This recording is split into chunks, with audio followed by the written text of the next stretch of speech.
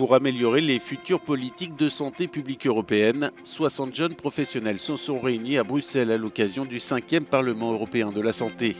Cette initiative menée par 6 partenaires privés et publics vise à renforcer le dialogue avec les universitaires, les entreprises et les institutions européennes.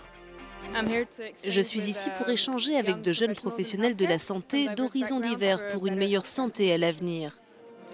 Je crois que l'Union européenne peut apporter une valeur ajoutée considérable à la santé.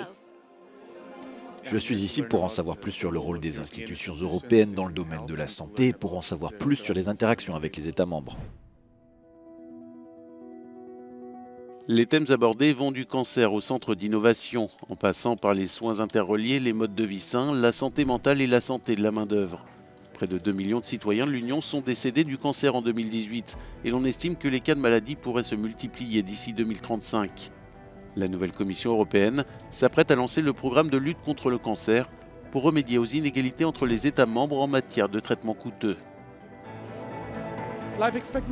L'espérance de vie dans certains pays est supérieure de 8 ans à l'espérance de vie moyenne dans les États membres de l'Union aux revenus les plus faibles.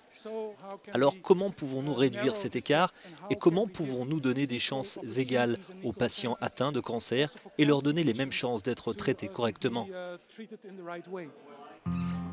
Il est essentiel d'investir davantage dans l'e-santé, la santé électronique, pour améliorer la recherche sur les outils de diagnostic et les traitements, ainsi que pour offrir de meilleurs soins aux patients vivant dans des régions reculées.